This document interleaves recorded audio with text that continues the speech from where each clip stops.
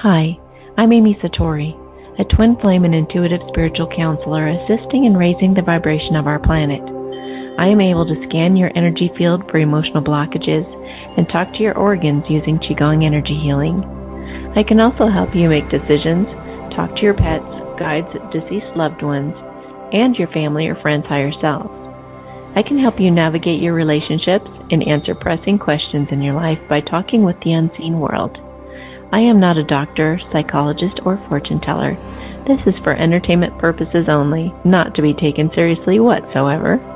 Having also been enlightened for 6 months years ago, I have a feel for oneness with God and use these skills I've developed to translate the images, feelings, impressions, and messages I'm given while tuning into you and your situation. You can ask me anything by calling 256-291-1191 any Sunday starting at 6:30 p.m. Mountain Time. Follow me at thesatorishow.podbean.com, find me on Instagram, or order a reading at amysatori.com today. So sit back and enjoy this episode of The Satori Show. Thank you for listening to The Satori Show. This is Amy Satori, your host. And for those of you who are just listening for the first time, because I know there are probably going to be a few of you, this is a show pretty much about empowerment. And it's about lifting the vibration of the planet, making it a happier place to be, making you happy so you can help everyone else be happy. It's lifting the burden off of you, enabling you to be free and soar as you were meant to soar. So, and twin flames are a part of that. If you don't know what twin flames are, then you can always listen to some of the older shows, but since I haven't said it in a while, I'll give you a really quick recap. Basically, two people meet. It doesn't matter the sex, but one of them is considered the runner and the other's the chaser. The one who runs is usually also referred to as the masculine. The one who chases after them is the feminine. And that usually happens in the very beginning when they first meet. It's really super cute, playful, sweet. There's a really neat connection between them. That's something that they may not have ever experienced before. So it's pretty special.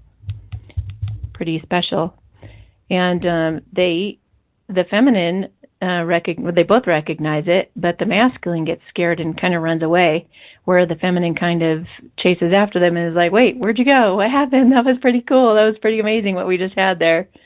And this could involve, like, they could have actually had a relationship, or they could have, just met each other, or, there's so many different combinations, but there's usually something kind of spiritual and special about the connection.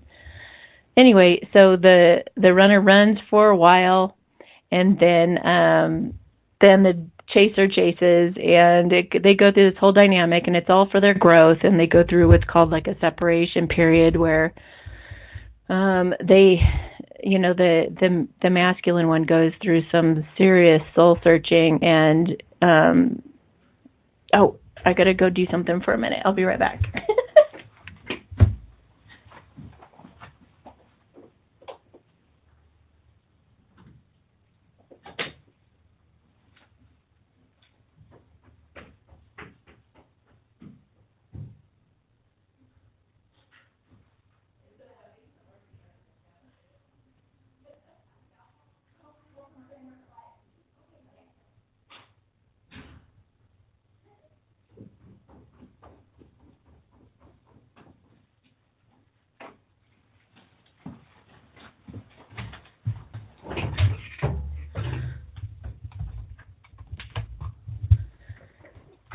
Okay, sorry about that. I actually had someone who's going to be calling in, and I had to charge her phone for her so she could call. Okay, anyway. So they go through a separation period where they grow a lot, and in their own separate ways.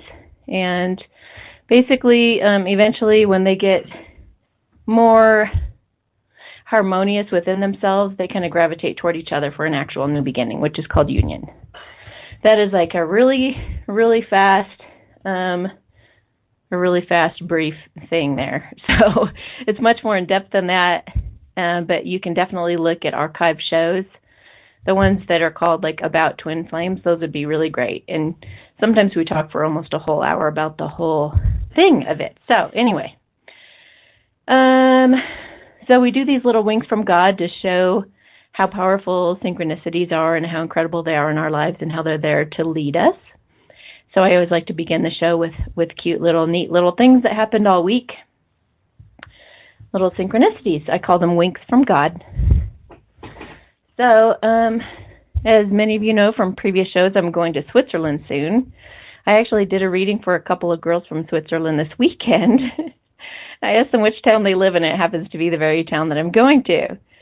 So they'll be back there in time for me to get there. So we exchanged information, so we might hang out or something like that. But what are the chances? So cool. Also, one of my roommates and I were hanging out for a couple hours the other day. In that short period of time, she was shocked at all the signs that we saw pointing toward my twin. And she said, and I said, I told you, it's crazy, right? And she said, yeah, I wouldn't know what to do if that were happening to me. It's so cool to witness. So, yeah, I'm not making this stuff up, you guys. Like, people who are in my life are pretty blown away at all the signs and things that I see. Also, we had a situation where one of the female masculines that I have, it doesn't mean, the masculine can be a feminine masculine. It's just more like the runner and chaser, but I really don't like using those names, so I keep it masculine and feminine for simplicity's sake, and I'll tell you say it. Okay, so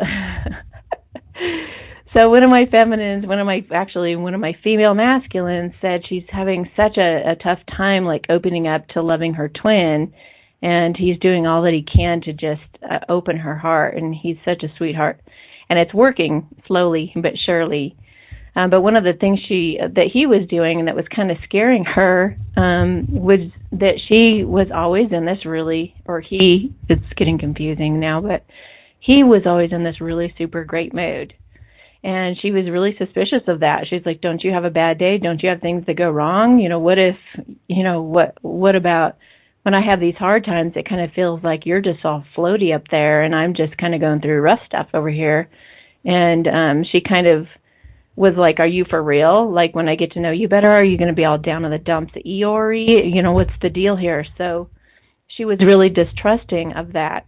And my microphone is doing that crazy thing again. I don't know what the heck is going on. I think I might have to return it. But anyway, so I talked to her. I talked to her about talking to him about just getting to the bottom of that and letting him know that it's okay for him to express downtimes. I crash.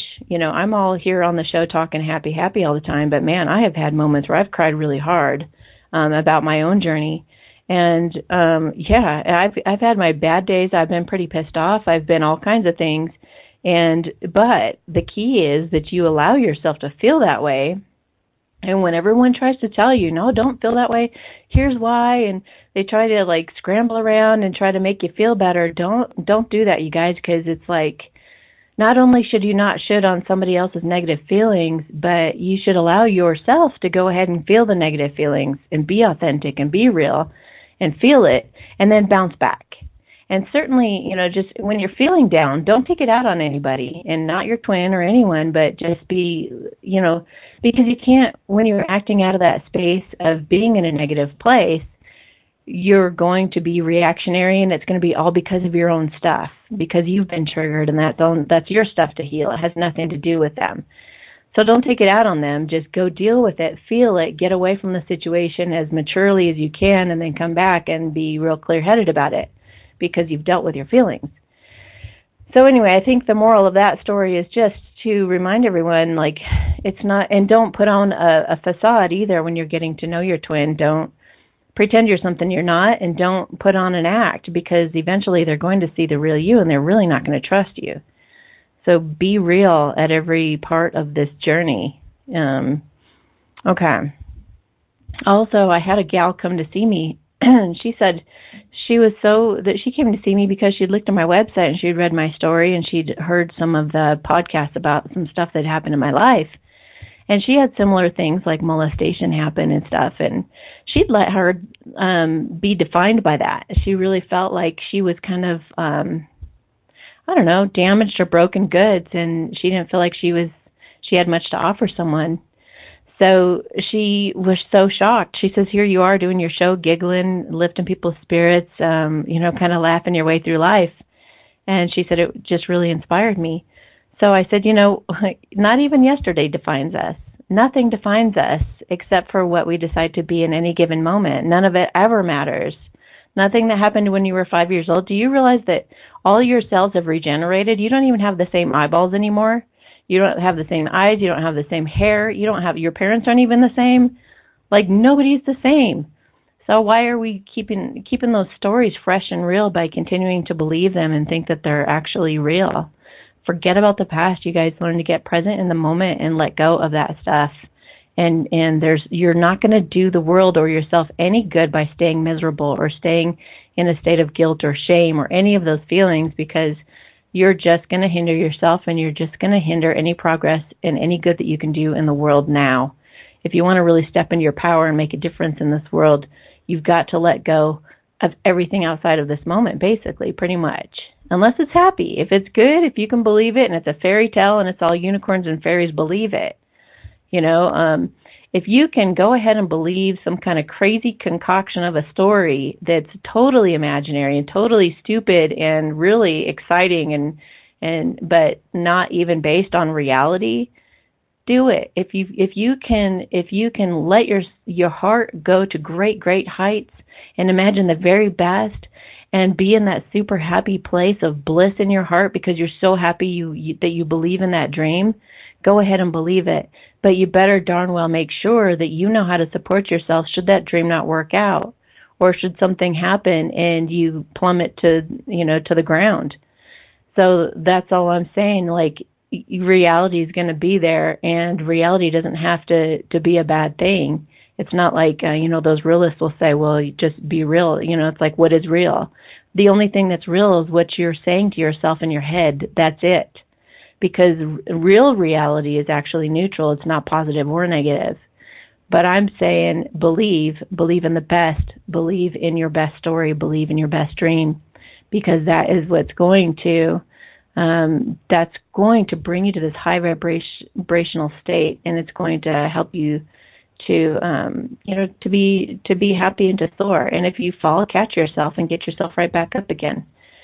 Just don't allow yourself to stay down there, and get yourself back up. Learn the tools that you need to. I've got great resources on my website to be able to work on yourself and support yourself in that way. Here's one example. I was driving to work the other day, and I saw paramedics and saw some people gathered around something in the street. Then I saw that it was a dog laying on its side. I immediately started to do a blessing on everyone involved, including the onlookers. I prayed for their peace. I saw the dog's spirit go into the light, then turn around, slow down, and look me in the face. Then it left again. As I continued on, I enveloped everyone in a soothing energy. I knew I was there for that moment, and I cried because I know the pain of losing an animal, and what that feels like all too well. So when these types of things happen, it's not for you to dwell on the whole rest of the day and cry over. It's like, stop and bless the situation and move on from it and let it go with love. And remember that what you put your attention on, or suppress for that matter, increases. A friend texted me, she dreamt of cranes. When I took that course, How to Find Your Soulmate in 27 Days last year, the teacher taught us about them, and I took a picture of cranes and put them on my altar when I heard what they represent. Cranes hold a symbolic representation in many cultures which worship these birds for their love, peace, and harmony. Because cranes are faithful birds and mate for life, crane statues are popular choices for gifts to young couples starting their lives together. Many of us also offer crane statues as goodwill and longevity for a wedding or an anniversary. The cranes are symbolic for young and old, an inspiring symbol of love for two people who are bound to the other through the ties of marriage. Then I had a reading with a woman. I said I saw the word Nebraska, and she said she didn't want to live there, but she was planning to go there to see the cranes. I was like, what? And she said that apparently every year 400 to 600,000 sandhill cranes, about 80% of all the cranes on the planet, congregate along an 80-mile stretch of a river in Nebraska. So how amazing is that synchronicity? Yesterday also, on the 18th, I saw 18s all over the place. Even when I drove to work, I saw an 818, 118, something like that, license plate. I sent a friend a voice memo that turned out to be the 18th voice memo in my phone and was 18 seconds long. And of course, after I made the voice memo, I looked up at the time, and that was synchronistic too. Okay, so I looked up 1s and 8s because it seems to be coming up so much. 1 is new beginnings, initiative, instinct, and intuition. 8 is wealth and abundance, self-confidence, discernment, achievement, giving and receiving, inner wisdom, karma, cause and effect, and serving humanity. It means to think positive regarding money issues, keep high expectations and a great attitude to manifest your highest ideals and achieve success in all you put your intentions and efforts towards. Positive things are manifesting around you at a rapid rate. It suggests you are nearly at the end of one phase in your life, and the angels want you to realize that new opportunities will appear in due course. They say not to stress about current circumstances, as better is on its way into your life. The end of a situation is the beginning of another, so trust and have faith in the angels and yourself. If you are considering beginning or expanding a spiritually based career or relationship, now is the most auspicious time to do so. Listen to your guidance as to the next steps to take, which totally correlates with our energy reading this week, which I'll read to you in just a little bit. So the reason I'm talking so darn fast is we have a couple of callers, which if you guys are so patiently waiting, I so appreciate it. I am going to just let you guys know one more report, and then I'll get to your calls. Okay, so during the readings this week, the thing that came up the most was that every single Divine Masculine spread that I did had the Four of Swords in it. I was so blown away. I've never seen a card be so consistent in every single reading, and that one really pops out for any kind of Divine Feminine because it's like, oh, geez, here we go, because it means non-action. Or that's one thing that it means. But the Four of Swords, and let's see, the Four of Swords, and new beginnings was the other part of the theme, a rebirth into new life. The end of one cycle, beginning of another, again, with the 8, is the theme card for the readings and ring true for everyone. Let's see here. Okay, so we're going to go into the Four of Swords and what that means. It's the card for contemplation, meditation, introspection, rest, relaxation, and recuperation. It also symbolizes solitude, stillness, dreams, and perspectives. I know I've had some pretty amazing dreams lately.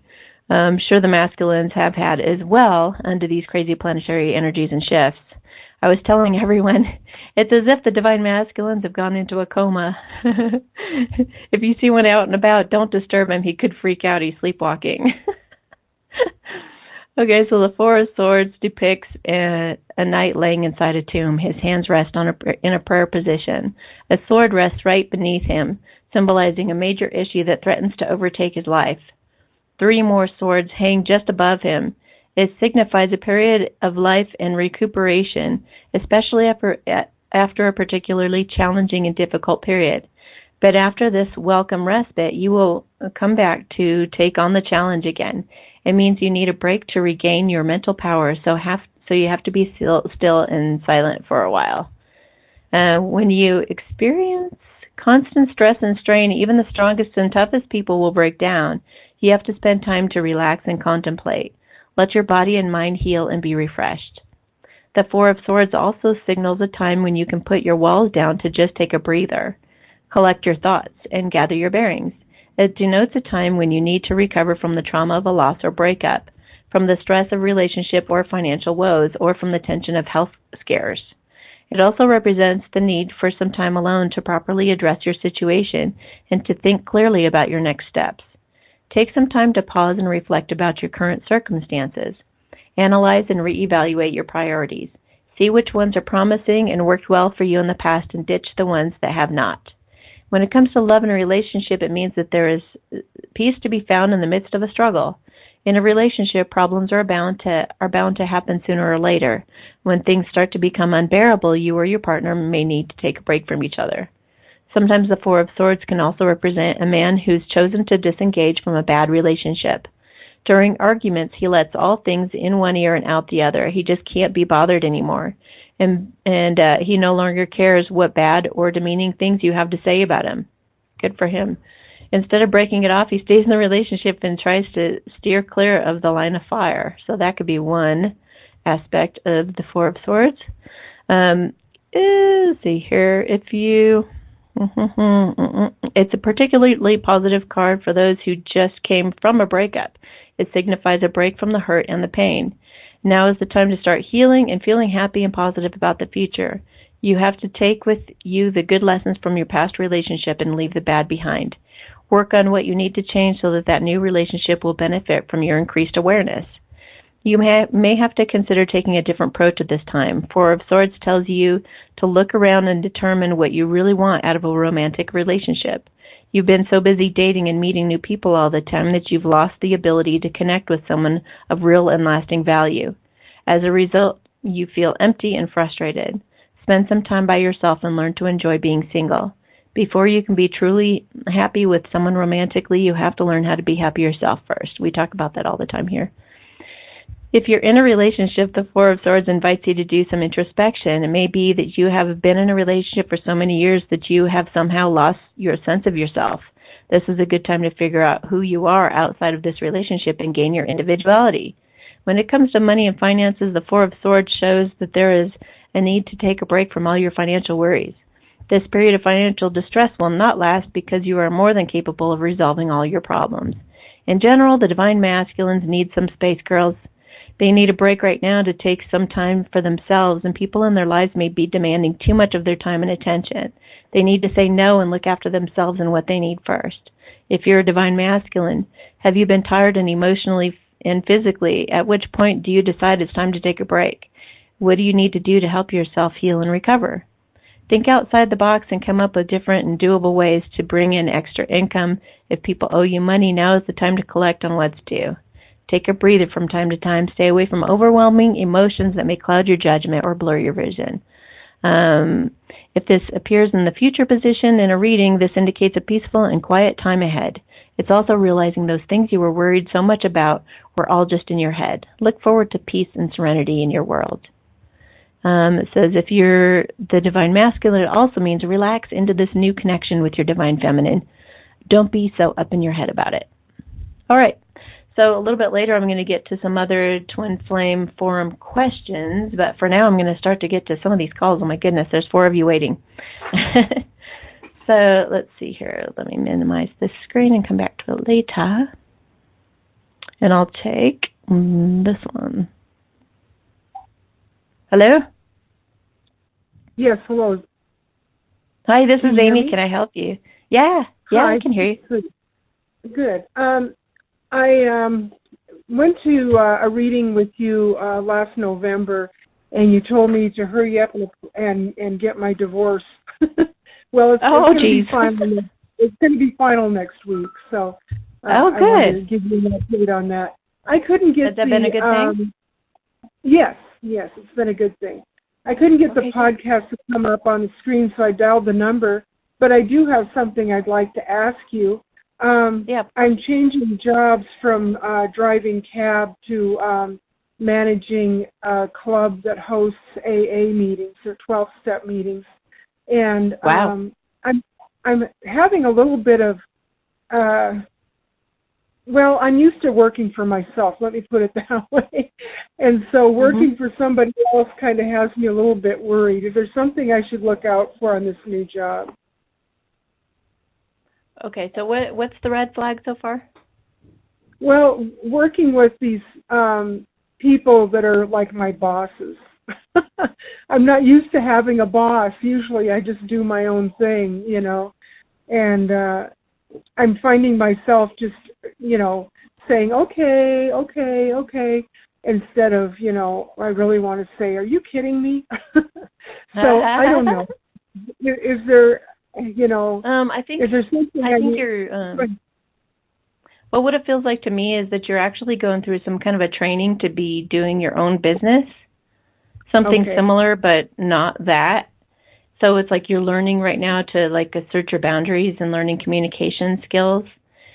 It's okay to I would definitely let them know what's on your mind and say, say, have you considered it from this other standpoint? Or have you, I mean, I wouldn't sound like you're questioning their authority by any means, but think outside the box. I think in terms of you being an asset to the company and do some real good brainstorming in terms of, coming up with, like, it doesn't even have to be in the moment that they bring it up, but at some point, like, make a list of things that you feel could really be of value to the company and take it to them at some point, your managers, and say, here's what I've observed, and I'm not sure if it's even anything you guys want to bring your attention to, but I just thought if we kind of started to implement this or tried that, maybe it would just be really beneficial for everyone. And that way, it just looks like you have their back, you're looking out for them, that you're being kind of proactive, that you're a forward thinker, and it would be more impressive rather than kind of challenging them in the moment and saying, I think you're wrong, I think we should do it this other way, that kind of thing. So maybe be taking notes as you're going along and maybe be thinking of all these different things that could use improvement, so that at some point in the future, maybe even during a review or something like that, you could bring it up and say, I've been here 3 months and here's what I've seen. Okay. So, so my question now would be, like, what's drawing you forward? What's this new company you're going to be creating as a result of this? Have you had any ideas kind of milling around in that head? Well, yeah, I have. My daughter suffers from addiction problems, and I've been studying a lot about how psychedelics help people with addiction. I myself have never ever taken a psychedelic. I don't know anything about it, but I find myself really immersing into this idea that there's a way to help people with their addictions through the psychedelics. And and I just feel like I'm kind of like being pushed in that direction, even though I haven't experienced myself. I don't think it's necessary. No. I mean, maybe it is in the long run, maybe eventually, but I don't feel like, an urgency to do that. But I am quite curious about the higher mind and how these experiences are helping people, not only with addictions, but PTSD and ADHD and depression and, all things that our society has pushed upon us. I'm seeing that this might be a way for people to get back to their true purpose. I think that's beautiful. And there's a really great quote, I wish I could remember. It's something having to do with, you don't have to be experienced for God to choose you. It's more like he calls you into it. And that's so true. If you're meant to do something, you may know nothing about it, but you may be the very best at it. So don't worry about experience, but definitely start doing some research on that.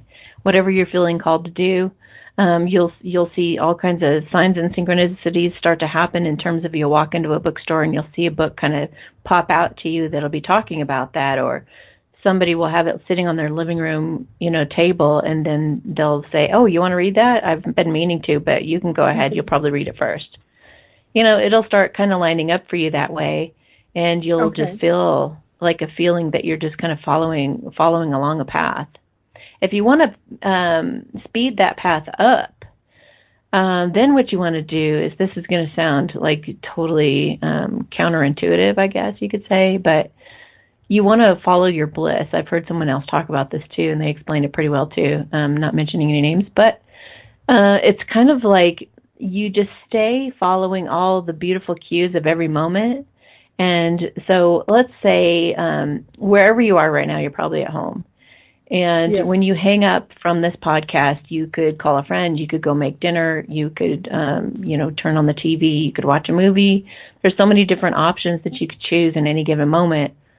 But if you choose what makes you the happiest, or even what gives you relief, or just what makes you giddy and excited, and what you want to watch or listen to next, or want to go take a bath, even if it has nothing to do with your higher calling, it will bring you there faster.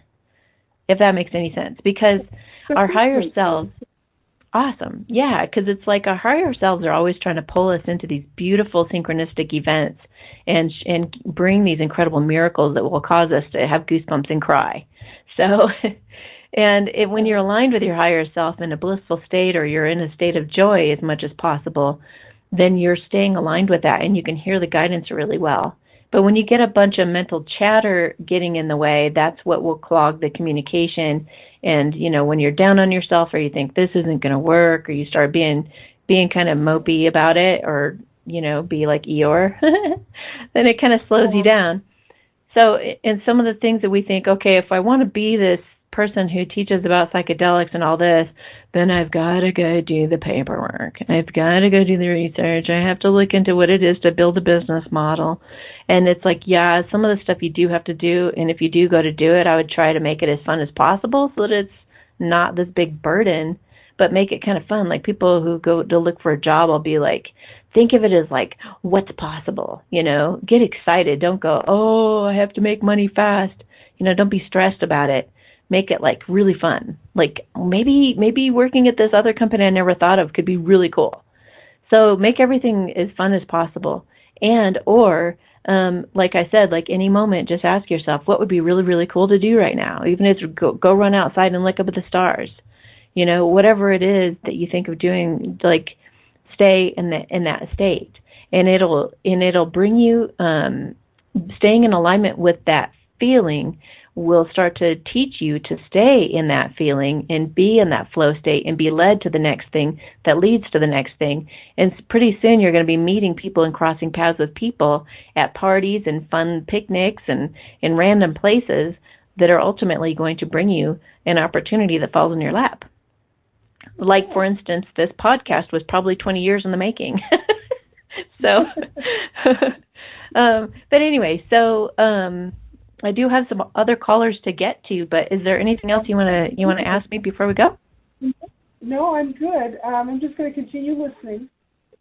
Awesome. Okay, then I will put you on mute. Okay. Hola, ¿qué pasó? Hola. Who's this? Hey, hi, Amy. It's Julie. Hey, Julie. What's up? Hey, I got to tell you about the number 18. It's one of the reasons why I called tonight. You gave me a reading, and there was 18 cards showing new beginnings. Oh, wow. Really? And it was, you gave me the reading on the 18th. Oh, my gosh. And I got chills. I'm telling you. Oh, my gosh. Yeah, tell me. Yes. So I wanted to tell you that. Yeah, thank you. And didn't you say that you had talked to some Hollywood psychic or something? Yeah. And then she said, okay, tell us about that. Yeah, well, she said exactly the same thing you did, and it's so hard. I'm a psychic junkie, and I'm getting help with that, but I'm a psychic junkie, and because I love the consistency. I just absolutely love the consistency. Because it's tangible for me, and I'm like, okay, everyone's on the same page. I feel really good, and then once in a while, I'll see a psychic, and I know the good psychics. I know who I continuously go to, like you, and there's a couple other people in Colorado, and some people that I have connections with. You guys are on it. You're amazing. And then I accidentally, because I'm a psychic junkie. So then I'll accidentally go to somebody else who they're not on the same page, and then I get so sad, and I'm like, all right, and because it's like planting a seed so that's why I always come back to you, and I know I can rely on you because you've been very consistent, especially with this other psychic, Heather in Hollywood. So thank you. Yeah, and she charges $35 a minute, you guys. Yeah, $35 a minute. Yeah, she said that she would charge me exactly. And then she wanted to charge. She gave me a rate, and I know her rates fluctuate and her rates change, and they're not even on her website. So if you go to her website, she won't put her charges on there. She won't say what she charges for services. You have to contact her.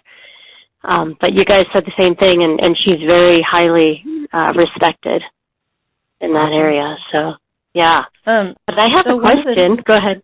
Yeah, go ahead. Well, one of the things about when you go to a lot of psychics, sometimes the problem with that can be that, well, number one, we're supposed to be becoming as autonomous as possible. Is that the word? Yes. As independent as possible. And it is best for us to learn how to listen to our own intuition. And so when we get those bad readings, those ones that just make our heart drop and we're like, oh, no, you've got to be kidding me. When you go through that, it's basically going to make you go to yourself. It's going to make you keep going. You know, it's forcing you to have belief and faith in what you believe and have faith in, and to ignore anybody else and what they have to say about it. And the longer that you can go kind of listening to yourself and not others, then you're going to become more and more powerful within your own, you know, your own abilities, and you can grow and enhance those. And I'll tell you one way that you can do that right now. It's something I don't know where I got this, so I'm sorry I can't give somebody kudos for this, but and you can do any variation of this, but basically I do like a spirit council meeting. And if you've heard me talk about it before, fine. It's still great information. So but what I do sometimes is I'll just feel I'll feel kind of like I have some unsettledness, and I'll think there's something just isn't sitting right with me, so I want to feel into it. Or sometimes I just feel kind of some pressure from the other side, like look into this, like there's stuff that you don't know about, you know. So before bed, I'll just sit up and I'll take my diary out, and I imagine a clock with 12, you know, obviously 12 points, and I'll invite. You know, I'll just say, I call upon my divine guidance council. I ask everyone who's here I invite anyone who's here who is of my highest good, who loves me unconditionally and really wants to see me succeed and flourish and be happy. And I'll invite all of those beings in, and I'll say anyone is included to show up who is of alignment with that. I've had some pretty crazy things come through, but they've all been very loving and very encouraging and had really profound messages for me. But what you do is you just go through each position and you check in and you say, okay, who's at 1 o'clock? And then you just wait to see an image or to get words, or you may get a phrase. You kind of learn how to do automatic writing is what it's called. But you just write down whatever you can. And then even if you just see like a bear or some kind of an animal, then you can just write it down in the diary and then Google what that means. I mean, if you're really novice and really can't feel into things very well yet, then you can at least do that. Sometimes nothing shows up in that position. That's okay too. You just go to the next position. But anyway, it gives you 12 opportunities to tap into all kinds of different beings and people from history and you know, animals, and even the air or the sun will come through sometimes. So just be very, very open-minded, and it kind of trains you and teaches you how to listen to your own intuition and to listen to your own intuition when you're really perplexed. Thank you. So what's your question? Yeah, so my birthday is Friday, and I've been trying to, exactly what you said, I'm really trying to, and I listen to you as well, but I'm just wondering, I have like this bad feeling that Nate might not contact me for my birthday. I'm just hoping, I don't know, how do you feel? Okay. Well, I kind of talked about this earlier, so this is great that this happened. Happy birthday, by the way, coming up. Thank you, yeah. Yeah. Okay, so this is the thing. We can really hope that something's going to happen and be kind of excited that it might. But you always have to have tools that you've practiced on a regular basis and are pretty good at doing that will be there to support you when you fall. Because if you have these high expectations, or even like maybe even not that high, so he texts you or something, or shows up at your doorstep when that's kind of a normal thing or whatever. But when you have these expectations and then they don't happen, then it's like some people are, oh my gosh. I mean, I've even heard of people getting suicidal, and they drink and they, do whatever they do, they overeat or whatever they go to, their go-to thing. But on the show, I really like to encourage people to do things like Byron Katie's work, or to learn how to do, go to guided meditations or do a chakra clearing, or just whatever your tool is that makes you feel better and can get you to a higher vibrational state. Have that ready. Have a plan in mind, like a plan B. If he doesn't show up and it's like 10 at night and nothing really eventful happened and it kind of feels like a downer, have some friends ready who are going to like go out and have a great time with you that night. Or, just have another plan that's going to be exciting and fun for you and kind of happy, or maybe even giddy and exciting and really cool. That way, no matter what happens, you're going to be fine. So does that help? I mean, yes, it's great. I mean, you can get like 18 of us psychics all saying, yes, he'll show up. But if 2 say, no, he won't, that's what's going to, it's like our egos will just hone in on that negative thing. And if we believe that we're unworthy of him showing up like that, then guess what? He probably won't. So there's a certain element of you believing it and you being insecure about it, and then it needing to happen so that it can trigger you so that you can address it. It doesn't happen, you guys, to like beat you down. He doesn't keep not showing up because you really need to see what an ugly and unlovable person you are. The universe isn't trying to drive that point home. It's trying to say, look, you got to get to where you don't care what happens in your circumstances or situations around you. You've got to stand on your own 2 feet, and no matter how they show up or if they show up, you got to be strong enough to stand on your own. So that's what they're trying to train us to do, not break us down. And I just had a gal come in for a reading too, and she said, we met one time when I was just in total despair, and I was even contemplating ending my life. And I came to you, and I didn't have any money, and you did a reading for me. And then she said, it changed my life. And she said, now I have 2 men that I'm, one I'm falling in love with, and the other I've been in love with.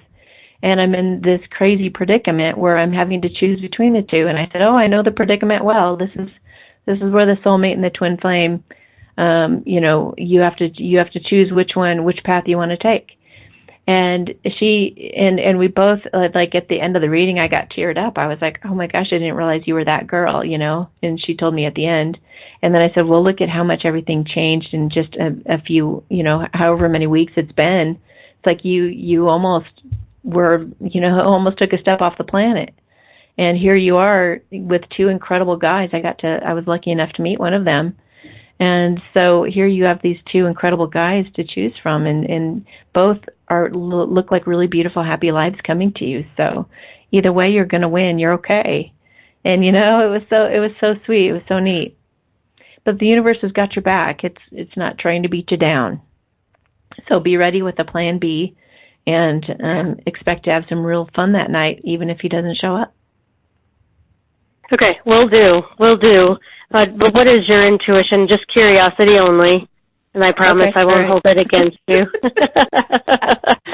You know me all too well. Yes. Okay, hang on a minute. I just saw him showing up on your doorstep, girl. And that's not being the optimist. I mean, I recently had to tell somebody that somebody was dying in their family. So I tell it straight the way I see it. I'm not going to, I don't put glitter on things that aren't supposed to, that are just poo. I'll tell you, it's poo or it's glitter. Yeah. And that's actually the vision I just saw was him showing up on your doorstep. So, yeah. Wow. Wow, that's huge. And I had another, and thank you so much, Amy. You're amazing. I had another question for you, and it was curiosity as well, because I'm inspired and in awe of what you do and how well you do it. And I know that you use the cards a lot in your readings. And I'm just, how do the stories come to you through the cards? How does it happen? Oh, that's such a great question. I was pretty amazed, right? Just today, I was doing this crazy spread that was like 25 cards. I was going, holy cow. But basically, each card represents an idea, and a lot of the cards, there's like what they call it, there's the upright and there's the reversed of it. But what's kind of amazing is it can mean both things. So, like, I did this reading for a friend of mine whose twin has basically married the wrong woman. And so he's in a predicament where he is having to he got his wife pregnant, the wrong woman. And so now he has this child coming into the world. And then he's got his twin, which he now realizes is his true love. So he's in a predicament trying to figure out what to do about that. So what was the card he got? Okay, so I think it was some kind of sword, like the King of Swords, perhaps maybe the Queen of Swords with the Empress. The King of Swords can be like cutting something away. It may have even been the Page of Swords. I'm not quite sure because it had a little bit of an insecure feel to it. So it's probably the Page of Swords. So he wants to cut away the Preggers woman, right? So the Preggers woman would be the Empress. So the Empress woman she represents a woman who is like, she's secure in herself, she loves herself, she's abundant, she's free, she's happy, and she's got a baby in her belly. And she's looking forward to her future, and she represents creativity, a brand new beginning. And then along with the Page of Swords, well, for one, is a spy, but also the Page of Swords is like slashing things away that are in its way. It's like a kid going through tall grass and just kind of slashing the grass away to make a path. And he would be slashing away the Preggers lady, but he would also be speaking his truth because he wants to communicate, even though he feels kind of insecure. He wants to communicate his idea and his truth to someone. So being that this woman that I was dealing with is a really beautiful, abundant, happy person, she kind of is the Empress. So he was also wanting to speak his truth to the Empress about how he truly feels about her because he's been holding back his feelings for quite some time. So it was kind of, both cards meant double meanings of it. So I was able to say, look, he's cutting her away and he's bringing you in and he's going to express his truth to you. So that's just kind of how the cards start to tell a story. And then you get clarifier cards that you put with the original cards that kind of clarify further. You like let's say you have a card that could be a negative card. Trying to think of, Seven of Swords. Seven of Swords is a card that could mean lies and manipulation, but it could also mean a surprise. And it could mean like somebody wanting to sweep you off your feet and do something really drastic and awesome in love. It's kind of like The Notebook. You know, how it's some guy showing up at your doorstep on horseback or on a motorcycle nowadays. Get on the back of the motorcycle, let's go, let's get out of here. Even though like her dad would be screaming behind her, no, don't you dare go with that guy. So Seven of Swords that's quite a spread, right? It could be lies and manipulation all the way up until this really incredible romantic gesture. So depending on the cards next to it, you get the meaning from it. So if the cards next to it might be like the King of Cups, like somebody feeling like they really deeply love you or feel for you deeply and have a deep connection to you, then that would be leaning toward the surprise. And especially if you get the Sun card with it, meaning they're really happy and vulnerable and free and feeling so excited about themselves and their lives and they have a lot of hope in their future with you. Or you get like the Star where it's a bright future and hope and your wish is coming true and all that. Then you would see that the Seven of Swords actually means something very positive. Whereas if a reader didn't know any better, they might say, Seven of Swords, oh no, someone's lying and manipulating. But the lying and manipulating would come with like the Five of Swords, something with a lot of conflict around it, or maybe the Seven of Swords or something like that where they have to feel like they're defending themselves and they have to tell a lie. So basically, the cards, when you set them down, you have an intention for what they're trying to tell you. You might have a question, or or it might be like I do a spread head, heart, hands, and actions and future, and it kind of just shows you what's on his head, his heart, and what he's planning to take action on. And it just kind of then you just use clarifiers to build on that to kind of tell a little bit of a story. And now with you, didn't you have, oh yeah, your twin, it's kind of cool because you said that I've been consistent in these readings, and it's funny because you know my memory is not that great. And you had like, I told you that your twin was thinking of moving to, what did I say, Illinois? Chicago, yeah. Yeah, I was like, and I don't even know where Illinois is. I didn't realize Illinois was in Chicago or Chicago was in Illinois. I didn't put the two together. But one week I said, he's thinking of going to Illinois. And then the next week you came in and I said, oh, he's thinking to go to Chicago. And then you said, well, wait, last week you said Illinois. And then and then I was like, wait a minute, Chicago, Illinois. So anyway. Yeah, it's and then when you're also spreading the cards down, you're feeling into it as well. So you're using your intuition to kind of bring all the story together. And then even when you look at, if you have head, heart, and hands, and then you're looking at his actions, and the story for his actions don't look quite like what's going on in his head, or his heart, then it's kind of like, okay, he's having a disconnect between his head and his heart. Or you can refer, if you're trying to figure out the future actions, you can take a look at his head and his heart, and you're like, what would logically or what intuitively would lead into this action in the future, or vice versa. You can go the opposite way. Anyway, I hope that answers your question. It does. Get to know the cards. Yeah. Yeah. Go ahead. And they're just like friends. I was just wondering about like the details, like the really specific details that you're getting out of the cards. Where does that come from? Those really specific details are probably not the cards, they're probably me. Oh, okay, that's cool. That's cool. That's what I was wondering. I'm like, oh, wow, because you would get the card and then you would go off into these amazing details. And I'm like, wow. I'm like, and I didn't know if you got that from the card or if it was from you, like you just said, and I'm like, oh, wow. But, yeah, go ahead. Well, like Chicago and Illinois, those aren't in the cards. Exactly.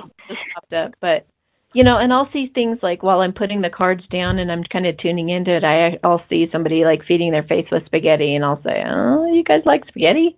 We love spaghetti. Like, we eat Italian all the time, and that kind of thing. And by the way, there's no coincidence that I just said that, because that actually just popped in my head. So that's an intuitive hit right there too. I think you guys are going to be in Chicago eating spaghetti. So really, yeah. But that's also why I can do these readings without the cards. It's what I like to do is I like to set the cards down. Some people are so funny because they'll be like, I want a tarot reading. And I'll be like, okay. And they won't want me to use my intuition, but I'm just kind of laughing, going, well, I kind of have to anyway, because, it's like you have to read into the cards. That's kind of silly to leave your intuition out. That's the most important part. But I have other people who are like, no, please just use your intuition only, because I do not, But anyway, what I like to do is I like to lay down the cards and tell the story, or look into it with my intuition first and tell them where I feel the person's at. And then I lay down the cards, and I love it because the cards say everything that I just said. And then they're like, oh, okay, that's we've wonderful. got confirmation. Yeah. So, and like, do the cards help you? Like, do you use the cards as a tool to confirm what you're already getting intuitively? Is that how it works too? Yeah, and sometimes, like, if I'm doing phone readings, like, because I do these readings all over the world, too, and I'll just, like, be sitting in my chair in my room, and I got a pretty comfy chair, so I'm just sitting there, and I've got my tarot cards in my hands, and, like, one card will just go flying out of the deck onto the floor, or it'll flip upside down, or it'll do something to kind of get my attention, and I'll look at it, and I'll just say, oh, is there some kind of a commitment issue here? Because I'll see, like, the Four of Wands or something like that. Why? Okay. Oh. I'm at the Lighthouse bookstore after hours, and somebody's trying to find a book or something. So anyway, yeah. Wow. Do you know when we're going to Chicago? Should I start packing now, or? It's going to be cold, so maybe you guys are going to be going this winter or something just for a visit. I just saw a road trip too. And sometimes it kind of works the other way around. It's kind of fun. Like I'll be talking to somebody and all of a sudden the Two of Pentacles pop in my head. And the Two of Pentacles can mean balance or vacillating back and forth or taking some kind of a trip or a cruise. So depending on who I'm talking to, I might say, are you guys thinking about taking a cruise? Or I might say, are you thinking about a road trip? Or are you having a tough time making a decision going back and forth and back and forth? So, but that's where your intuition kind of comes into play to tell you, what's going on. Anyway, it's really fun to play with the cards, but certainly not necessary. And if anybody is listening to this and they're like a tarot card reader and that's all they do, just try putting the cards down sometimes and just using your intuition and then using the cards to verify what you just said, and you'll gain confidence in that. It's amazing. And it's amazing how fast you're able to get information from the card. That's another thing that blew me away. Like you had the information immediately as you were turning the card or as you were shuffling or whatever. Fascinating, just immediate information. It's kind of just a knowingness sometimes. It's just I don't know how to explain it. Okay. So we're going to do this live. I have a tarot deck right here. And while I've been talking to you, I've been just kind of playing with the cards. I didn't even really shuffle them or anything, but I separated them into 3 piles. I mean, not piles even, but they look like steps. You know how you just kind of playing with stuff in front of you and you just kind of move it around. So I'm just going to peek. I'm going to peek at what's on the other side of the card. Oh, that's funny. You've got to be kidding me. Oh my God. I wish this was recorded so you guys could tell I'm not lying. Oh, no. I am dying right now. Okay, so the first card that shows up is the Two of Pentacles. And I just said the Two of Pentacles was about a road trip, vacillating back and forth. Oh my God. And then the other card, which I also just talked about, is the Empress. We talked about her being all about creativity. She's pregnant with great ideas, new beginnings. She's giving birth to new beginnings. She's preggers. And the other card is the High Priestess. And the High Priestess is about listening to your intuition. Oh, wow. That is fantastic. It's about tapping into your feminine side, and it's about creating balance between your masculine and feminine sides and kind of embracing your power as an intuitive being. Wow. And do you think those cards were about me, or was that just for in general the reading today, or was that specifically for me? It was about our talk we just had. It was confirming all that you were just saying about the cards, and that it's about listening to your intuition. And since I had talked about the Empress and I had talked about the Two of Pentacles, they were just kind of showing off and winking. Okay. So, very cool. Yeah. It just takes practice and just get to know the cards and their different personalities and kind of get to know them like as family, and different things. Different cards have so many different meanings that, it's like getting to know people. Amazing. Anything else for me tonight? Anything at all? Well, they're saying to rest assured because you have a bright future any way you look at it. So don't worry about any kind of setbacks that happen in the meantime. Okay. Well, should I be expecting setbacks? This is what we do. This is what we tend to do. So, don't doubt it. Just don't doubt it. Just know you have a bright future. Live in the moment. Be in bliss. Be excited about everything that's in front of you, and go after that. And don't worry about all the little details. That's just your ego trying to hook on to you and trying to keep you in a state of fear so that you won't manifest what you want. Got it. Thank you, Amy. Yeah. You're welcome. Have a beautiful night. You too. Thank you.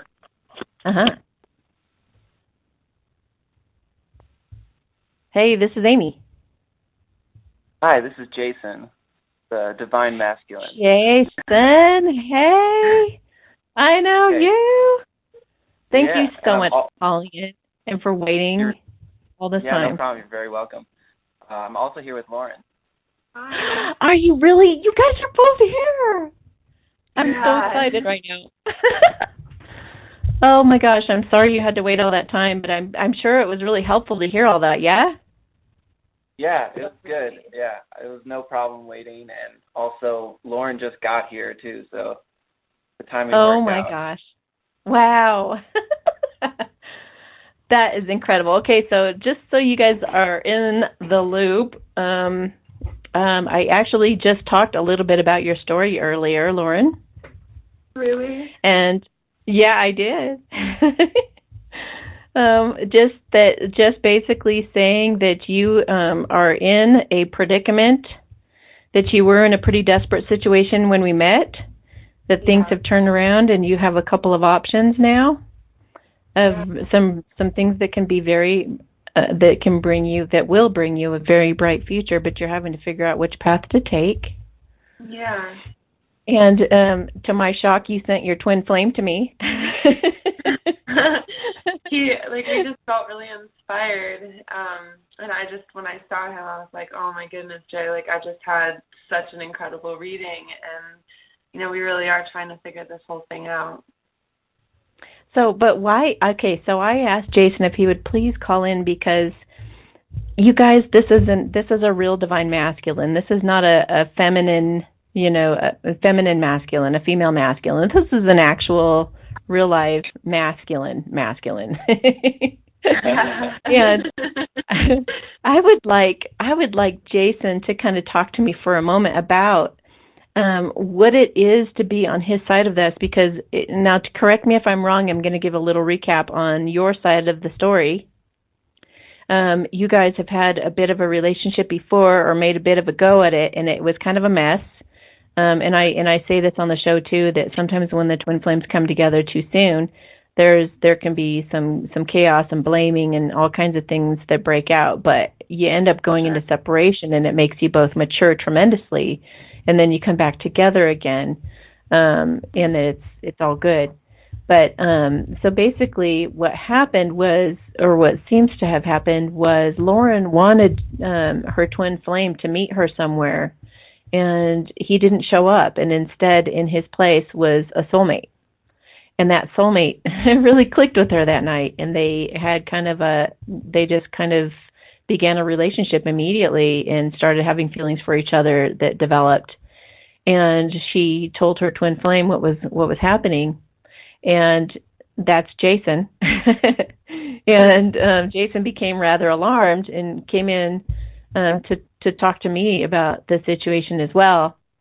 And the way he relayed to me the thought process he had gone through in that period was very inspiring. And I felt like you girls out there, the divine feminines or the male divine feminines, should hear his side and see how he developed through that separation period, and how he was avoiding being with her all this time, just to have the soulmate coming along be the catalyst that has made him kind of wake up to how important she is to him, and how much he really truly needs her. Yes? Yeah, that's pretty much spot on. I'm very surprised because you said you don't have a good memory. Right, oh my goodness. Well, I mean, this just happened yesterday. So, and it's a pretty awesome story. Thank you. Yeah, it's been a very difficult challenge for me to sort of grow in that way, to sort of accept and to accept all that's happened, really. And so we had a relationship. We kind of rushed into things maybe before we were ready as individuals, in our different stages of growth, and things spiraled out of control. It's almost like we kept reflecting these very negative qualities of who we are, and sort of there was a lot of toxicity, and we just sort of spiraled out of control. And then, reconnecting, obviously that love and that passion is still there. But what really gave me a whole new perspective on the matter was, when she met this new person. And so it's, you know, it's kind of hard to talk about, but I guess what I really felt was, you know, like the tables kind of turning, whereas a lot of conflict and drama and stuff that arose before was due to me and some of the doubts I had, and then different, just pursuing women and lying about it, and sort of like just trying to figure out what I wanted, and thinking that maybe like it was, you know, maybe someone else was out there, or, you know, and exploring those options, but it just being deceitful and kind of, you know, lying about it. And so that caused so much pain and heartache. And like, so now that, you know, like that the tables were turned, and not that she was deceitful or lying about anything, but just the fact that now I'm the one experiencing the person I love be with someone else, and having to deal with all those emotions that come from it. I could easily see how she was feeling in the past when I did those things that really hurt her. And, you know, I can't, you know, even describe the shift in perspective. And then also, like you were saying, it was a catalyst to make me realize how significant this person really is to me, and that it's not just, you know, it's not just this disposable thing that, like, you know, or this replaceable thing. You know, this person, it can't just be replaced in my life. And the hardest thing to really accept was that, you know, if this makes her happy, I can't stand in the way of that. And, you know, I can't be angry and sort of hateful. And, you know, I didn't want to carry all that in my heart. And so, you know, I cried a lot, and I felt a lot of the pain that she must have felt in the past. And so, and it just really, you know, through this process of sort of, you know, trying to let go, but not being able to, always thinking about this person, you know, wanting this person, wanting to be together, but also not knowing, like, what is right, what is best. You know, we've divided our friends and families, and it's almost like no one is rooting for us at this point. But, like, that love is still there, and that passion is still there. And something that really keeps coming up to me is, like, that I must surrender to these feelings, and that, like, I can't control another person. This person is free to explore and to figure things out, and I can't get in the way of that. And even though that was really hard, I think ultimately I came to that conclusion, like, you know, I support you and I love you unconditionally. I want you to be happy, and that's really all that matters. You know, whether we stay together in a romantic sense, or we're just friends, or even if we part ways completely, like, I will always think of you. I will always, like, want you, you know, and I don't know if there's another person out there that satisfies me on every level. Like, we talked about this, like, on a physical, emotional, and spiritual level. And no matter how much I really want to be with this person, I also had to, like, let go. I had to surrender to the fact that she might never be a part of my life again. And and that's okay. And so and well, and there's so much, and so many of these divine masculines like yourself don't feel worthy of that kind of love, so they're, like, afraid to make an attempt at it and fail. Would you say that's a part of your insecurity too? Yeah, for me, the whole commitment thing has been a very difficult component. You know, just even though I know I love this person and I want this person, and, like, I just want to be around them all the time, I still have difficulty, like, just committing and being like, yes, like, this is what I want for the rest of my life. And no, I think that, like, now it's through this process that it's kind of helped open up that idea to, like, to really ingrain that, like, you know, we want all the same things in life. And the only thing that was really standing in the way was my fear, you know, fear of commitment, and fear of failure, fear of heartache, or just things spiraling out of control, or, like, whatever. It was all just fear, out of fear of, missing out, or fear of missing out on another opportunity. Mm-hmm. I think that's a big one, and it's just interesting though that when the roles were reversed, to see my reaction to that is like, I was just freaking out because I thought I was going to lose this person forever, and just knowing that like that was my reaction, and like that it wasn't just out of fear of losing the person, but like just it puts it in perspective. Yeah, the connection is unlike anything I've ever experienced, and so. Well, yeah, and I think that's one of the purposes of the soulmate, is to raise the awareness to the twin flames. If they're not coming on board, that sometimes they need a little perspective shift. Sometimes they need to see. The biggest perspective shift I have ever seen in this human being, and like I was telling you. Yeah, tell us about that. Physically changing, like wanting to, dress differently, act differently, show up, even with like episodes and things that we would normally have pushed each other's buttons in the past. Like I have watched Jason completely calm down and own who he is, and own this facet of himself that is this noble healer. And I feel like that, in all honesty, that's something that he's wanted to be for a long time, and his actions were completely opposite from that. But over the past week of my life, I have never seen him show up more. I've never seen him act like this. And it is like everything inside of me fires off that it's completely genuine. Mhm. And Jason, it's really scary, isn't it? I mean, for both sides, it's really scary when it's about to happen. It's like, oh my gosh. It is. Well, and a lot of, just to add to that, I think another sort of perspective that I gained is that, that life is short, and that,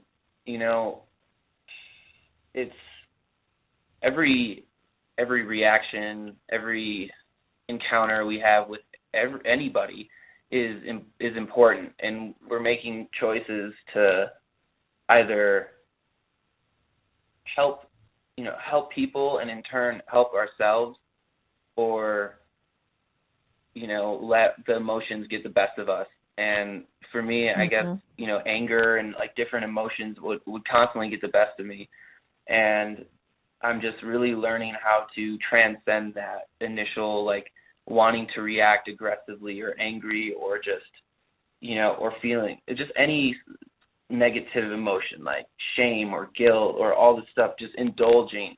And rather than indulging in that, just transcending it and like reminding myself that love really does conquer all, and that I care about people, and I don't want to be selfish. I want to give to the best of my ability. And fear, I don't want fear to conquer love. I want love to conquer fear. And I think it always does in the end. Amen. Amen. Absolutely. Well, it's really funny because I did this, the spread I was talking about earlier that I did for one of my feminines, that, her twin married the wrong woman and then realized it, and his world came crashing down when he realized all this, and he was already married, and now he's got the girl pregnant and all this very dramatic stuff. A coworker and I were talking about it, and he went on this little rant that was so great. I wrote it down so fast because it was like, whoa, he's got it nailed. Like, he's so mature for his age. So here's what he says. He says, yeah, well, he wants the shiny new thing to make him look good or gain approval, but then he plummets trying to make her happy while she tries to make him into something he's not. She keeps trying to take him deeper and feel something for her that he just doesn't. Then he finally hits rock bottom in the depths of hell, only to dust himself back off and do it all over again, repeating the pattern, because he's so scared of dealing with it all. He runs to the next adrenaline high till he finally ultimately realizes he already has everything he needs right within him. And the second he stops to take a breath, you might just see your true love has been there all along, patiently waiting. Oh. It just gives me chills. almost identical to something that like Jason quite literally said to me recently, and just that he was chasing, you know, the next vibrant thing, the next shiny thing, and that he realized through all of this that like the person that he wanted, that everything he wanted was right there, and that that was pretty life-changing in that moment. Well, that is so beautiful. You summed it up perfectly. Isn't that true, though? I mean, it's like it's so crazy how we run from the very thing we need the most, and then once we surrender into it, because I got to tell you guys, I was not this person years ago, and I had a pretty horrific life, and a lot of horrible things happened to me, and I was quite the victim, and I would lash out at the world and just be so angry, and I was just running from it, and I thought people who'd go to counseling and face that kind of stuff they were crazy. And I was like, no way. And my life was running.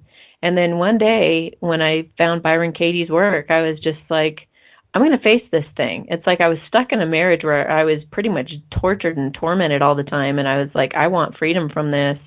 I was so miserable. I finally had to stop and look. And when I started to do her work, I was just completely freed. And I thought, oh my God, we should be taught this when we're kids. Are you kidding me? It's not even scary at all. You don't have to rehash all that crap from your past. You don't have to relive it and let it be a bad experience whatsoever. You can just face the thought itself and see that it's nothing. And you just become so free of these stories you tell yourself and become totally liberated. And then you're like, I feel like an idiot.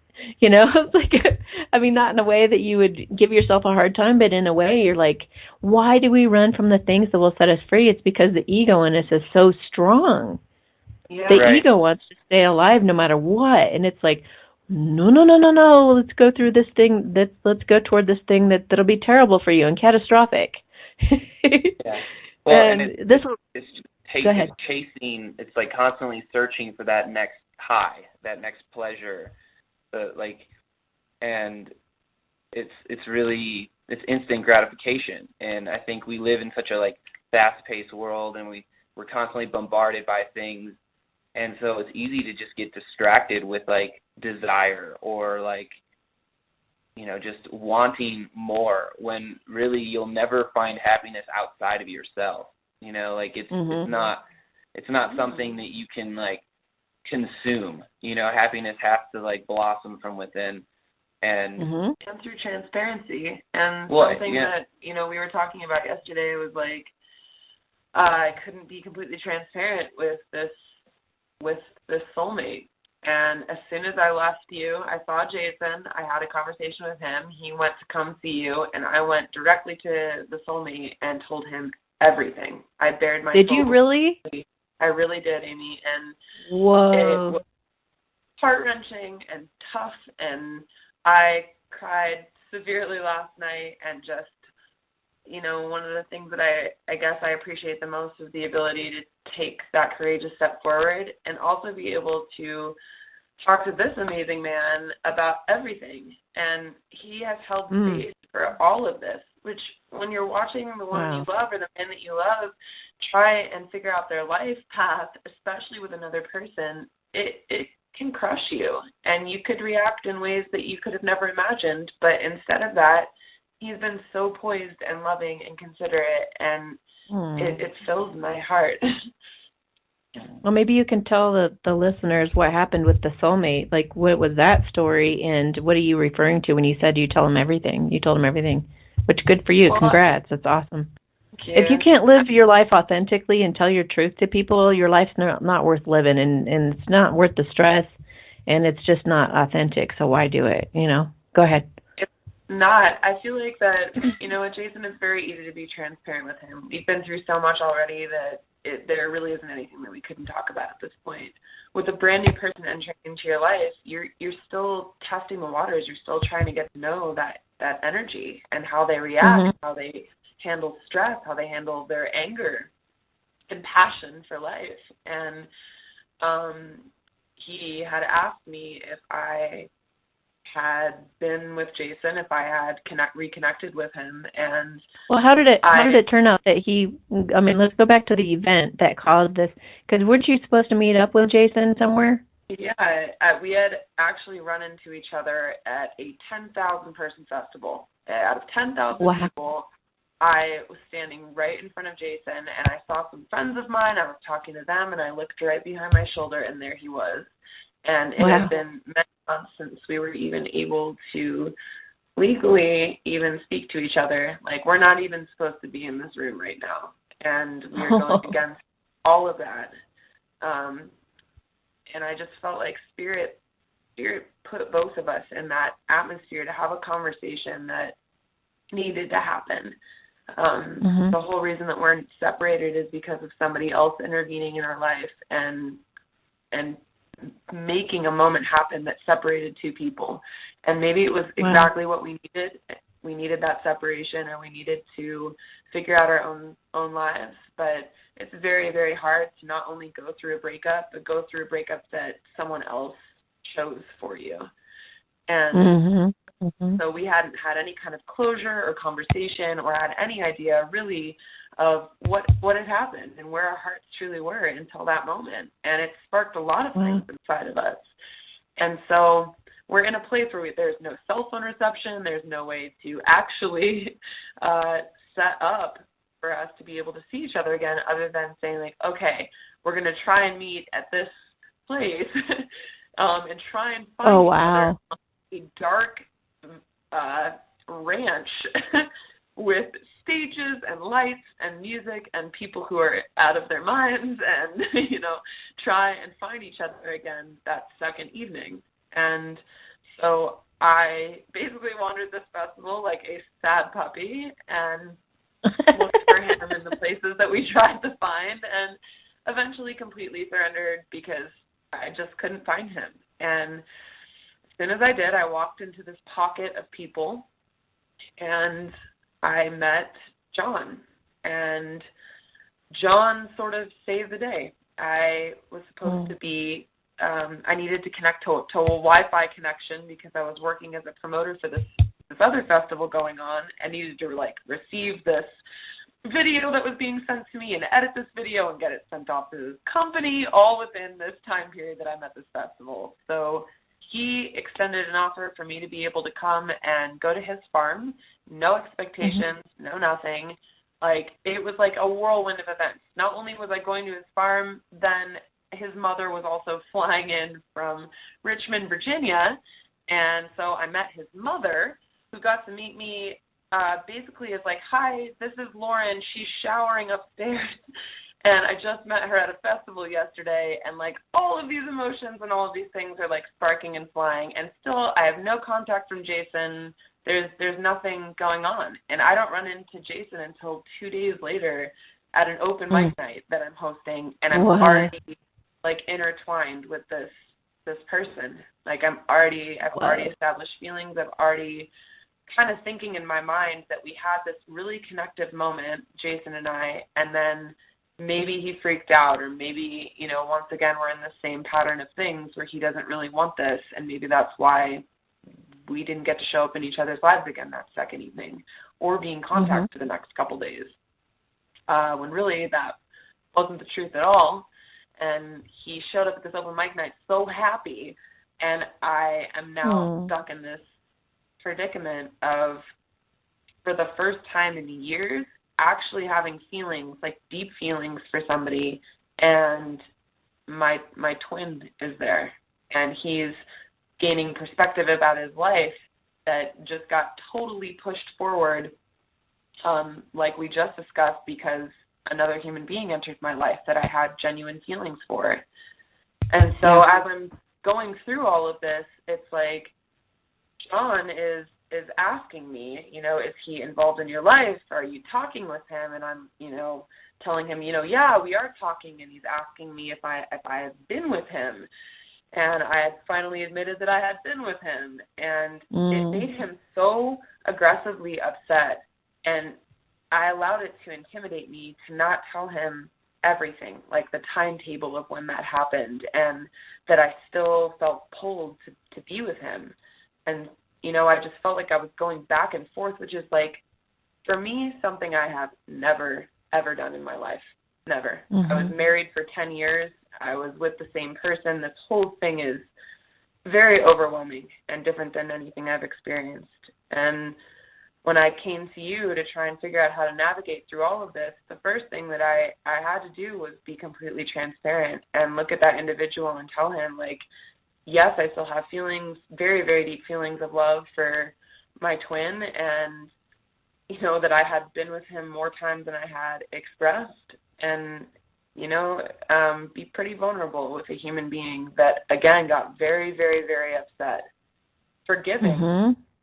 but I have never been more shamed. He said to me the exact expression, not that I'm angry with you, Lauren, that I'm disappointed. Oh, and it no. was like, oh, my God, every memory of my parents shaming me for life transpired inside of me. It was a very difficult evening. But again, this human being next to me showed up and talked with me and continually has held space over these 24 hours for me to be quite a handful. Well, if I remember correctly, I had encouraged you to go ahead and tell him the truth and said he'd take it just fine and he'd forgive you, but that it'd be hard for you to forgive yourself. That's very true, and that's basically where I'm at right now. So where did you and John leave it? You just told me that I needed to figure my life out. I needed to figure myself out to be strong, because I still feel like when I'm put in positions of hurting people, I think because of being so empathetic and so maternal, like when I hurt somebody, it makes me feel like I don't want to be here anymore. I don't know how to navigate through that in a healthy way. And so I need to figure that out for myself. And he feels very strongly about me figuring this out with Jason, and said, you know, either that's something you need to make peace with and step away from permanently and you say goodbye peacefully, or you guys are meant to be, because after all that's been said and done, you guys still, you know, feel love. You guys still love each other and want to be connected, and maybe you are supposed to just have your cake and eat it too and ride off into the sunset and be together forever. You know, he said that genuinely and sarcastically, I'm pretty sure, but, you know, that's... So this is bringing up everybody's deepest, darkest fears, because Jason's going, oh my gosh, all the pressure's on me now. And can I really be the guy she wants me to be? Or will I ultimately let her down? And here she'll have let go of this incredible guy to be with me, and I'm not sure I'm worthy, right? You should see his face. I think that's accurate. Do you see anything off of the two of us? Does Spirit give you anything that needs to be shared? Yeah, I mean, okay. Geez. Oh, this is so uncomfortable to be in this position. But, I mean, I will say this, without even tuning in, because I will tune in, your destiny is, I believe, call me a romantic, but I believe your destiny is to be together, because I think that that's where you are going to realize what you're really made of, Jason. And then now you also, Lauren, but especially Jason, because the divine masculines are kind of scared to step into their power. And if they can face it and overcome it and step into their power, man, they are just like powerhouses. They are just like, we are created, the twins are created to come together and be these incredible, powerful leaders. And they are like the examples to others to follow. They're an inspiration to those who get to see and experience them. And I've seen the ones that are lit up, that came together and decided to step into their power, and they're like kings and queens walking around. You know, oh my God. You see them and they're like, holy cow, like what are they doing? And so if you guys have the guts to go into this, do it, because if you can step into your highest calling and step into the king you're meant to be, then you can make such a tremendous difference in this world, and that's what you guys are meant to do. And as Jason and I kind of talked too, it's about the higher calling of it. It's about the bigger, broader purpose of it all, not just the romance. The romance is great. The benefits of a romance are great, but ultimately we're here to inspire and to help each other heal. You guys went through all that stuff, but how cool would it be that if you guys are able to come together and grow and mature and heal each other and all of that pain that not only you guys have been through, but you've been through in past relationships, those things that were triggering you in the first place. You know, how amazing will that be to grow old with each other and to grow and to always have that person to come home to every day that's had your back all along and is always there to catch you when you fall and is always there to forgive you when you make mistakes and is always there, you know, to give you that all-knowing look at a party where you guys just, what is that? Is that a cricket? It's a cricket. It's a cricket. Shut up. We were like reading about cricket totem medicine before you picked up the phone call just now. Yeah, like right outside the window. Really? Oh my gosh, I gotta look that one up. Anyway, so I mean, how can you not? Can you imagine how you would feel if you didn't give this a shot? Like both of you. Okay, this is what I warn women about too. Is that if you end up going with the soulmate, and I told Jason and I talked about this too. Like if he ends up going, like not going with her, like both of you would just regret it. I felt that. I re-listened to our session yesterday, and when I was driving back from my brother's house this morning, and you said to me that if I choose my soulmate, it's not that I won't be happy, but I will like pine over Jason the whole time that I'm in this experience. Like I will be longing for that. And yeah, and can you imagine staying in that? That's a very disempowering state, right? For both of you to be in. And I mean, we would go to shows. We would go specifically to this show, this band called Nako and Medicine for the People. It was like our church. Wow. And people would come up to us and they would say, "Oh my God, your love, the connection that you guys have. Like I've never seen anything like that before. Like who are you guys?" Yep. This one guy was like, "You're Josh approved." He just like walks up and says like, "That was incredible." People notice. It happens to us when people see our love and our power for each other, and that light it truly is for healing. Both of us want to heal ourselves and heal everybody around us. And well, John has a counterpart too, I'm sure. You know, if he's an evolved person, which it sounds like he's incredibly mature, you know, then that would mean that he has a twin flame too. And if he's not with you, then guess who he gets to find? Yeah. So it's like good news for everybody all around if everyone just finds their twin flame and just is brave enough to do it. You said that was what you felt before you tuned in. Or if you I think it's a combination right now. I don't think I can separate the two. But hang on a minute. Let me intentionally call on our guides to see if there's something they want to tell about you. The first thing that comes through is congratulations. they're like congratulations, it's a boy, is what they said. But what they're being funny. It's like when two twin flames come together, they create like a third party that's an us. It's like the two of you together create a whole other entity. It's like the Trinity, and it's the both of you that are in union. So I consider this to be union right here, right now already. So, I mean, you guys are acknowledging your feelings for each other. You both know that you definitely want something going forward, that you're never going to be without each other pretty much. Even if, I mean, Jason, I know you said something about even if we just go part ways and do our own thing, that's just not going to happen, and you know it. So, yeah. Yeah, you just try forgetting about her. It's not gonna. And you know what? If you go on to date other women, you can let your mind play that trick with you to see that that's just not going to work, because you'll just compare them all with her. It's all by design, and you have a twin flame for a reason. It's because they're your ultimate partner. They're perfect for you in every possible way. They will grow you. They will heal you. They will challenge you. They will, you know. Those are the ones that you hear about in the movies. Those are the. Have you ever been with the wrong person and you watch a romantic comedy and you're like, shit, I wish I had that.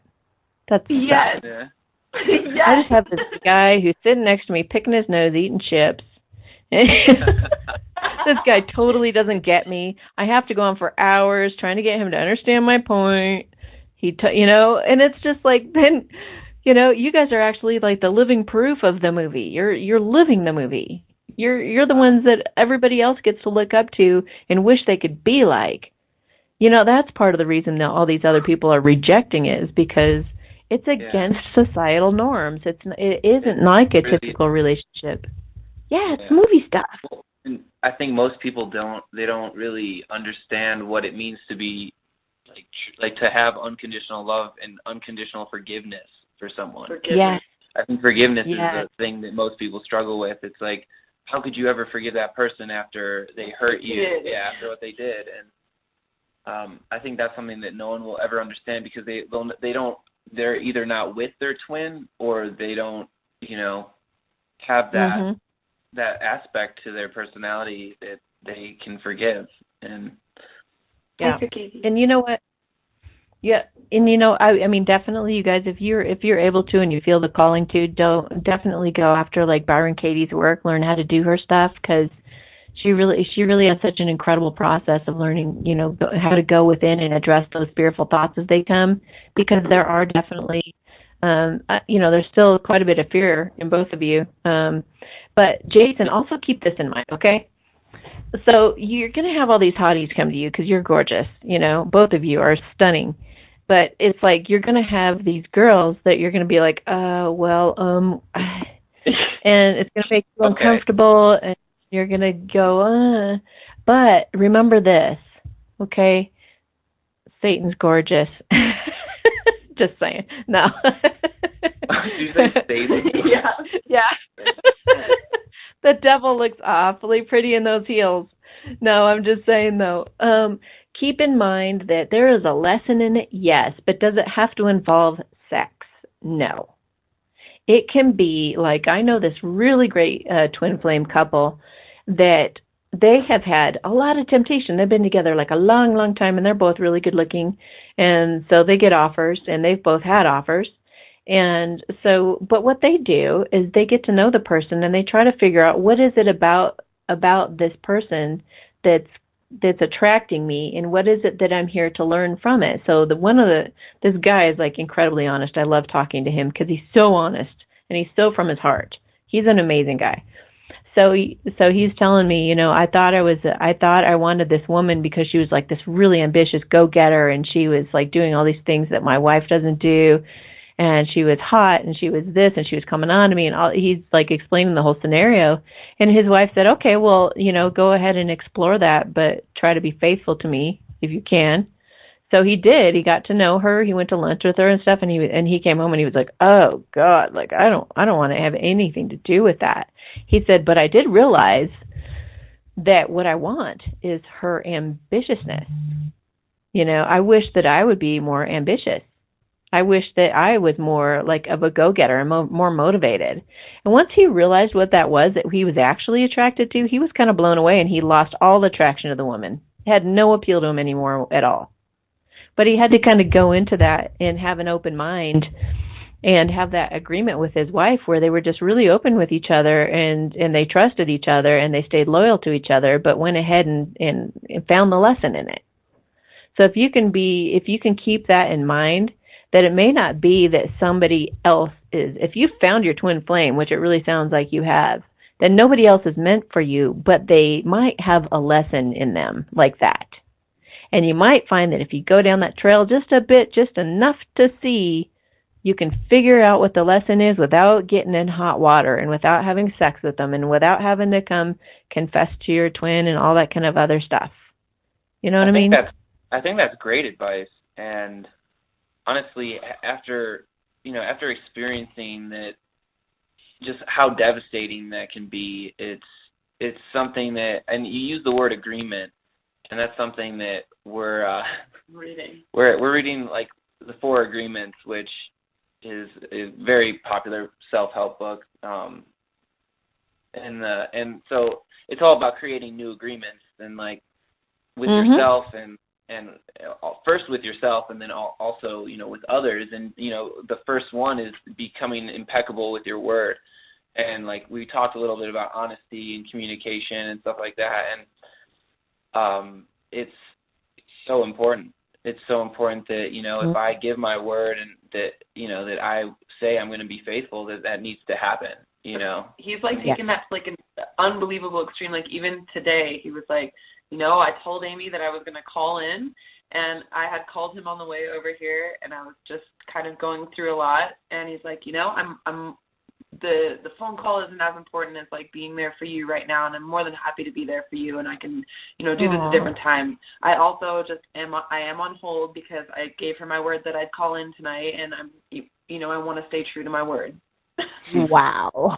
I know. Yeah, my vote's for Jason. My vote's for Jason too. No, Jason, you rock. That's awesome. You got this. You're ready. Don't doubt yourself. Okay. You're great. You guys are going to do beautiful things. Yeah. Yeah, and I really appreciate you sticking with this commitment. And what was really cool too is I was regretting not asking you to ask Lauren to get on here too. Well, here I am. I told you I'm a media baby. I just showed up when I was picked called. up on my signals. It happened. It just kind of happened. It wasn't even like a premeditated thing. It's just like she showed up, and I was like, she called, and I was like, hey, I'm on the phone, and then she showed up just in time before you answered my call. And it was perfect, and the cricket and everything. Yeah, and then you got to hear all of that stuff that led up to it too, which was that's really neat. Well, and we can say congratulations. Huh? It was all really good stuff. Oh, good. I was going to say we can say congratulations to John, too, because now he gets to go find his twin flame and have that fun adventure. Yeah. Yeah. Good for everybody. And if anyone's out there, like if they're in a soulmate relationship and they're like, I think the last episode or the episode before that, somebody was married to a soulmate, I believe, and her twin flame came along. Before you go have an affair, really try to figure it out, as best you can, but definitely be honest before you go and have an affair, and just, tell your husband or tell your soulmate what's going on, like Lauren did, face it, and, just be within your integrity. Just be honest and let them know where you're at, and then you guys can when you're coming from that level, you can figure out something that's going to benefit everybody involved. Everybody just needs to keep a cool head and be honest. That's all. But you guys are beautiful. Thank you so much for calling in. Your story is really going to help so many people to understand where the divine masculine was coming from, and it really is a scary thing to face. And you guys have been through so much when it comes to relationships. And you said something too about there's an age difference between you and Lauren, so you felt like she probably knew a lot more about life experience, and that you still had an adventure left to figure out, but right, just you guys can figure that out together. Like I just more growing up, more maturity that I'm still finding, and I'm an old soul in a young body, but at the same time there's real life experiences that happen with the longer that you've been on this planet that that I'm sort of like starting to wake up to. So. Well, the cool thing about twins is they really complement each other. So she may have the age and experience thing on you, but there are guaranteed some things that you are way better at and even more experienced with than she is. So keep that in mind. It's not just based on the age. It's like you guys need to figure out, like, who's really good with the finances, and who's really good with logical situations, and who's really good with emotional situations, and who's really good at picking out movies, and who's really good at picking out music. And if you can, just figure out for each of you what, where your strengths and weaknesses are, and you guys will figure out that perfect balance. I totally agree. Well, thank you so much. You're welcome. Sandwich. Oh my gosh. You guys are awesome. go get some food or make some food and sounds good. Meditate on this. Yeah. Thank you so much. Thank you for being wonderful. Thank you for helping me to stay on this earth and being open to just so many people, changing people's lives. And, you know, the fact that you helped me is the whole reason that I can be open to having this moment with the man I love. I live for moments like this. I love you guys. Keep me posted, okay? Love you too. All right. Have a great night. You too. You too. Wow. Okay. So I'm buzzing all over. Trying to see if I think there was. Oh yeah, I wanted to end on one note here. Okay, so I'm going to go do another episode for you guys with the energy reports, but I'm going to leave you guys on this note. As you fall asleep tonight, instead of falling asleep counting sheep, I want you to fall asleep listing things that you love about life, both general and specific. I listed some of my favorite things to help inspire you guys and help you think creatively. Okay, so I love sunsets. And even if you're not at a place where you can see sunsets right now, some places are better than others. If you've seen sunsets, you can still say, I love sunsets. I love hearing birds chirp. I love hearing heart-to-heart talks and being part of heart-to-heart talks. I love road trips and traveling. I love the smell of kittens and horses. I love sleeping in. I love listening to music while making dinner.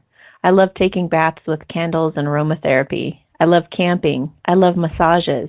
I love fresh mountain air. I love to laugh, and I love to make people laugh. I love transforming lives. I love making a living being me. I love having breakthroughs. I love when people feel safe to cry to me. I love being surprised with gifts. I love that my job is always interesting. I love healing in all ways. I love sunbathing. I love romantic comedies and comedies. I love sweet memories.